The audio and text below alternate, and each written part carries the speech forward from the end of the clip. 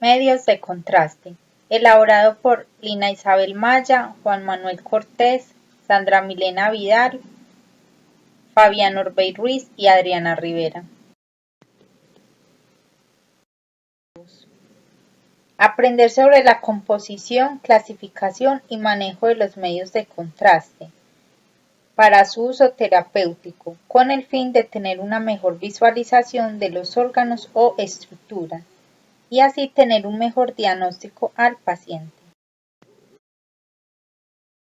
El contraste es una sustancia que se introduce en el organismo antes o durante un examen de rayos X, permitiendo opacificar estructuras anatómicas y así tener un mejor diagnóstico. Tipos de medios de contraste. Estos se dividen en grados de disociación, que son iónicos o no iónicos, por naturaleza química, que son orgánicos e inorgánicos, por grados de atenuación, que estos pueden ser positivos o negativos. Como podemos observar, hay varias vías de administración. Entre ellas tenemos vía oral, intraarterial, intraarticular, rectal, intravenoso y vaginal. Según su grado de atenuación, encontramos los contrastes que son positivos. Estos tienen una mejor propiedad de absorción y una mejor tolerancia para el organismo. Entre ellos están los yodados y sin yodo, como el bario. Estos son radio-opacos. En el grado de atenuación también encontramos los medios de contraste negativos. Estos son los medios de contraste que producen un aumento de absorción de los rayos X y absorben menor cantidad de radiación, como los gases y el aire. Estos son radiotransparentes, o sea que la radiografía se verá de color oscuro. Al combinar el contraste positivo con el negativo, a esta técnica se le llama doble contraste. Según su grado de disociación, se dividen en iónicos y no iónicos. Iónicos. Estos, al disolverse en agua, sus iones se separan y se dividen en iónicos monoméricos. Estos poseen una osmolaridad alta. Y iónicos diméricos. Estos poseen una baja osmolaridad. Y los no iónicos, los iones acá no se separan, por lo que significa que su osmolaridad es menor. La ventaja de estos es que son mejor tolerados, tienen menos reacción adversa, pero su desventaja es que son más costosos. Entre ellos encontramos los no iónicos monoméricos, que poseen una baja osmolaridad, y los no iónicos diméricos, estos son isoosmolares. Las reacciones adversas de los medios de contrastes se dividen o se clasifican en leves, moderado o severo. Entre las leves encontramos como náuseas y emesis, calor, palidez, mareo, temblor, ras localizado, cefalea. Estos simplemente se vigilan. Moderados. Requieren ciertos tratamientos. Entre ellos encontramos disnea, cefalea más intensa, dolores, edema, urticaria más generalizada, dolor torácico o abdominal, broncoespasmo, hipo o hipertensión, bradicardia o taquicardia. y en las reacciones adversas graves encontramos cianosis generalizada, disnea moderada, paro cardiorrespiratorio, arritmia cardíaca, pérdida de la conciencia, infarto agudo del miocardio, edema laringio, edema agudo de pulmón, convulsión o muerte. A esto se necesita tratamiento y hospitalización.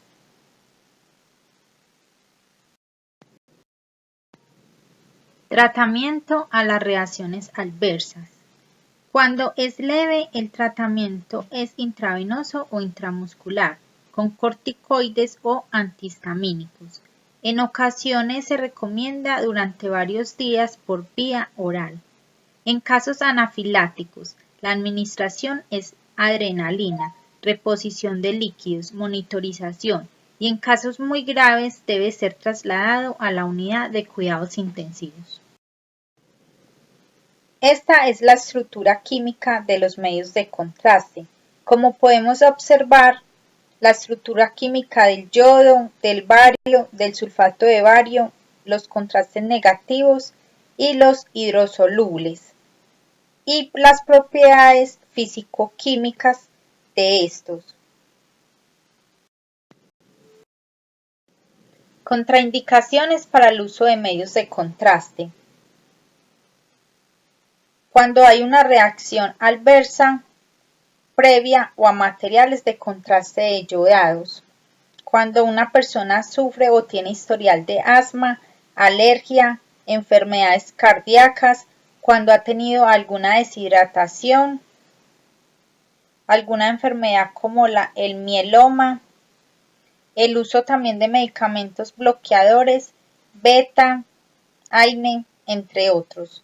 Creatinina elevada, embarazo, enfermedad renal grave o hepática, obstrucción de las vías biliares, alteración de la enfermedad intestinal aguda, pacientes diabéticos con función renal previa y la cual está alterada, alteración de la perfusión renal, factores nefróticos o una edad por encima de 70 años. Consentimiento informado. El consentimiento informado es el procedimiento mediante el cual se garantiza que el paciente ha firmado y expresado voluntariamente su intención de participar en el examen, de acuerdo a la ley vigente, después de haber comprendido la información que se le ha dado acerca de los objetivos del estudio, los beneficios, las molestias, los posibles riesgos y las alternativas, sus derechos y responsabilidades. La dosis de medio de contraste a utilizar se acomoda a cada estudio y al tipo de paciente, el peso, el estado físico del paciente. Sin embargo, debe tenerse en cuenta que a medida que se avanza en la cantidad introducida, se eleva el nivel de riesgo de shock para el paciente, por lo que resulta imprescindible que los factores técnicos y médicos intervinientes en un estudio radiológico resulte impecables en su realización. Este cuadro es donde nos muestra el tipo y la dosis que necesitamos de acuerdo del paciente. Técnica aséptica. Es un conjunto de normas y procedimientos que debe realizar el personal de salud, destinados a eliminar los microorganismos patógenos que colonizan la piel y controlar la contaminación durante la atención en pacientes, en la manipulación y traslado de materiales y equipos. Algunas de estas es lavado de manos antes, durante y después, uso de guantes estériles. En algunas situaciones puntuales, la utilización de guantes limpios, uso de mascarilla, uso de delantal estéril, campo estéril para procedimientos clínicos, desinfección de la área donde se trabajará y uso de material estéril e instrumental. La venopunción es una técnica invasiva que nos permite tener una vía permanente al sistema vascular del paciente. Las zonas de venopunción son: vasos favorables a la venopunción son las venas cefálicas basílicas mediante el antebrazo y las del dorso de la mano. Materiales: torniquete, yelcos de calibre adecuado según el tipo de paciente, guantes, gafas, micropor, adaptador o líquidos, algodón y guardián. Estos son los tipos de yelcos o catéter intravenoso. Se distinguen por su color. Está entre naranja, gris, verde, rosa, azul y amarillo. Dependiendo del color es su calibre, que es naranja 14, gris 16, verde 18, rosa 20, azul 22, amarillo 24. Paso de sonda vesical en paciente femenina. Colocar al paciente en decúbito supino con piernas separadas. Se hace un lavado de manos según el protocolo del hospital. Se coloca los guantes estériles, lavado de genitales con clorexidina al 4% y gasas estériles. Se hace un muy buen secado en la zona con gasa estéril.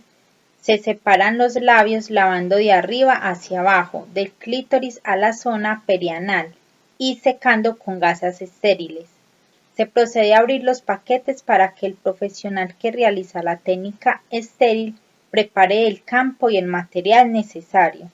Asistir al profesional que se realiza la técnica estéril durante el procedimiento. Paso de sonda vesical en paciente masculino. Se lava muy bien las manos, luego se procede a colocarse los guantes estériles.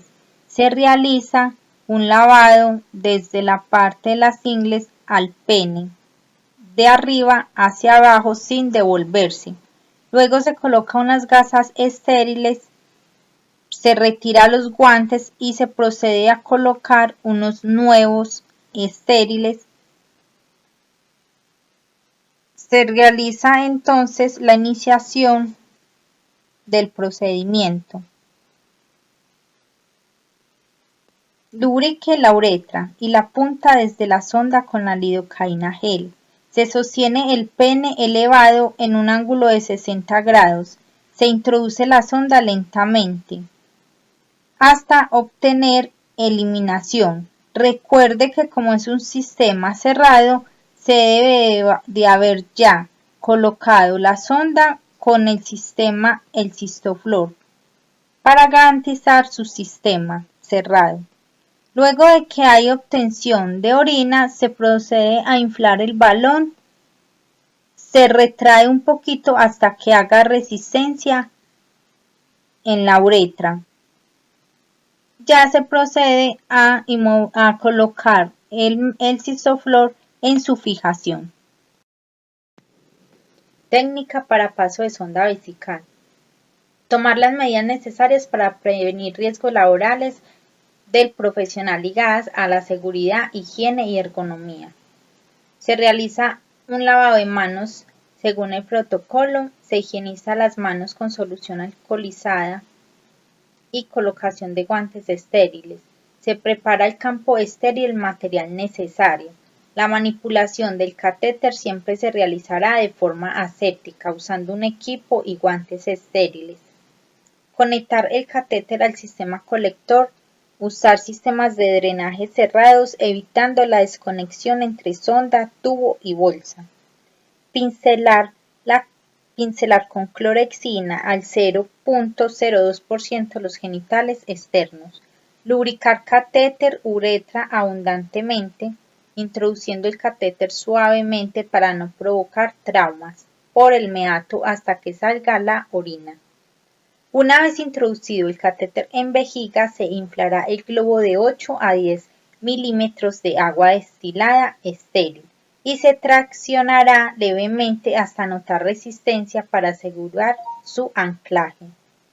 Limpiar la zona genital de restos de lubricante. Fijar la sonda en la cara interna del muslo después de su inserción para evitar el movimiento y la tracción uretral. La bolsa colectora quedará fijada al soporte. Se realizará un lavado de manos según el protocolo del hospital tras la finalización de la técnica. Tipos de sonda.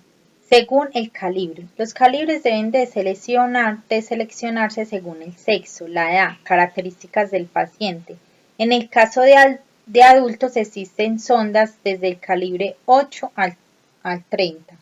Los calibres que se utilizan con más frecuencia son mujeres, calibre 14 y 16, varones, calibre 16, 18, 20 y 22.